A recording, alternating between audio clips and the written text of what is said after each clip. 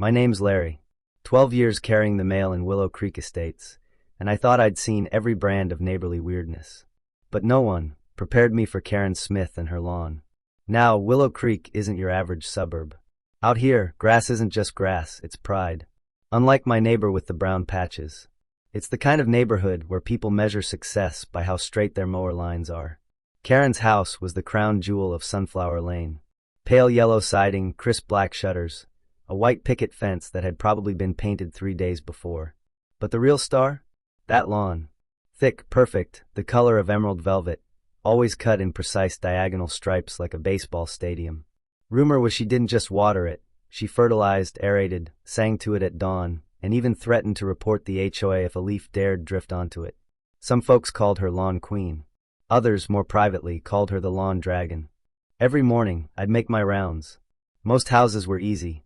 Mailbox by the sidewalk, maybe a friendly wave, sometimes a chat if folks were out gardening. But Karen's mailbox was set back. Not a lot, just enough that you had to step a foot or two onto the grass. That had never been a problem until the morning the sign showed up. It was a Monday, early summer, dew still clinging to blades of grass, sun peeking over rooftops. I wheeled my cart, slipped on my gloves, and headed toward Karen's mailbox with its usual pile of catalogs, bank statements, and a Pottery Barn flyer. Then I froze. There it was. No trespassing. Keep off the lawn. My lawn, my rules. A big wooden sign, hand-painted, planted by the curb like a threat. And just below the words, a cartoon stick figure mailman, complete with satchel and hat, X'd out in red paint. As I stared, the front door flew open. Hey! Karen stood there, floral blouse buttoned up to the collar, hair set tight, lips pinched into a line so thin it could slice paper. Get off the lawn, she snapped. I raised my hand, mail still clutched in it. Ma'am, your mailbox is over the grass. Figure it out, she barked. Or don't bother delivering at all. She glared at me like I'd insulted her family, slammed the door so hard it rattled the wreath hanging on it, and was gone.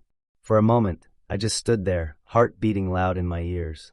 I've had dogs charge at me, teenage pranksters throw water balloons, but somehow, nothing rattled me like Karen's sheer, absolute rage over a patch of grass. I tried to stretch, leaned as far from the sidewalk as I could, balancing on the curb, toes gripping the edge like a gymnast. Managed to get the mail in barely. Nearly fell over. As I backed away, I caught a glimpse of her face at the window, watching, making sure not a toe touched her sacred turf. Over the next few days, it got worse. Every morning, same routine, me doing contortions worthy of a yoga class, sweat dripping down my neck, my satchel banging against my hip. Karen always watching. Then, one morning, the mailbox had been moved back, just another foot deeper onto the lawn. Not far to the eye, but far enough to make it impossible to reach from the sidewalk, even for a guy with arms like a windmill. And taped to the front of the mailbox. Step on lawn equals no mail. Written in big red letters, underlined twice, finished with a smiley face. That smiley face made it worse, like a mocking little wink. That night, back at the depot, I sat across from Bob, a mailman legend. Gray hair, mustache thick as a broom, a laugh like gravel in a cement mixer. Sounds like she declared war, Bob said, stirring powdered creamer into his coffee. What do I do? I asked. Skip her? Keep risking a twisted ankle? Bob took a slow sip, looked at me over the rim of the mug. Larry, he said, there's one thing you gotta remember. The mail has rules too. And the system always wins. She wants to play games? Let the mail play back. Quietly. Paper doesn't yell, it just returns. That night, lying in bed, I replayed Bob's words. My legs still ached from balancing. I thought of Karen's smug little sign, her glare, the way she seemed to get real joy from making my job harder. Fine, I thought. Let's see if she enjoys an empty mailbox as much as a perfect lawn. Operation Return to Sender began the next morning. Karen got a lot of mail. Catalogs, newsletters, credit offers, letters from relatives, coupons. And each piece had little flaws. A missing initial, a wrong spelling, an outdated apartment number from a database glitch years ago.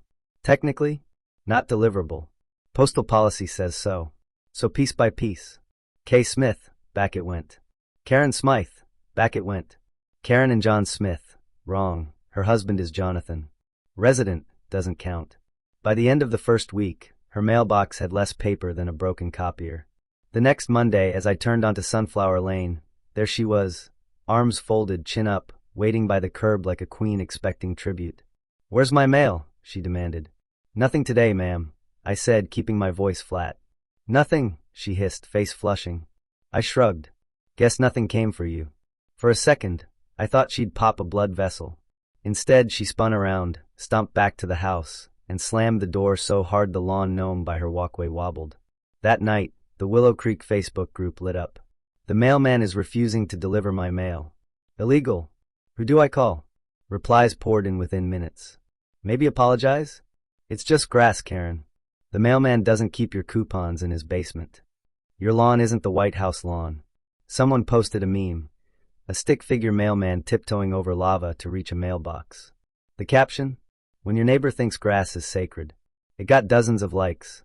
But Karen wasn't done. She ordered a new sign online. I saw it coming through my scanner, a big custom-made oak sign, engraved letters, fancy. Cost her at least a couple $100. Except the shipping label said Karen Smith. With AY. Postal rules? Name doesn't match resident. Can't deliver. The package barely touched my cart before it went back to the return shelf. I left her a pink slip in the mailbox.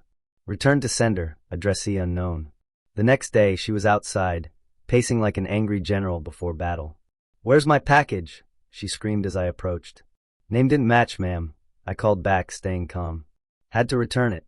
"It cost me $200, she shrieked, face purple, veins standing out on her neck. "Rules, ma'am," I said, adjusting my cap. "Not my choice." She stood there, speechless, fists clenched, breathing so hard it looked like she might faint. After that, the neighborhood really took notice. The retired couple next door, the Garcias, started waving at me extra friendly. One morning, Mr. Garcia leaned over the fence. "Larry," he whispered, "don't let the lawn dragon win." The high school kids who skateboard past after school started greeting me. "Hey, Mailman Larry, how's the turf war?" One of them even made a TikTok, me balancing on the curb while text popped up. "POV, your neighbor values grass over human decency." It got thousands of views. Meanwhile, Karen's mailbox stayed empty. Birthday card from her sister? Returned. Coupon flyer? Returned. Floral design magazine? Wrong initial, returned. Day after day, she'd watch from her window. The anger on her face slowly turned to frustration, then to a sort of quiet desperation. Finally, after about a month of mail drought, it happened. One morning, the angry sign by the curb? Gone. Mailbox? Moved back near the sidewalk, where it had been before.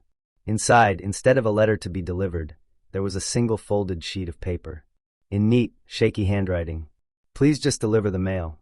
I won't bother you anymore." No signature. Didn't need one. The next day, as I stepped onto her lawn, full 2 feet planted on the precious grass, Karen didn't come out screaming. She just peeked from behind the curtains. I dropped her mail in the box, a real stack finally. As I wheeled my cart away, the neighborhood felt different. Lighter. Sometimes people ask why I went through all that trouble. But it wasn't really about the lawn. Or even Karen. It was about respect. About not letting petty cruelty push people around. Because grass grows back. But some lessons? You have to deliver them first class. Return to sender. Delivered perfectly.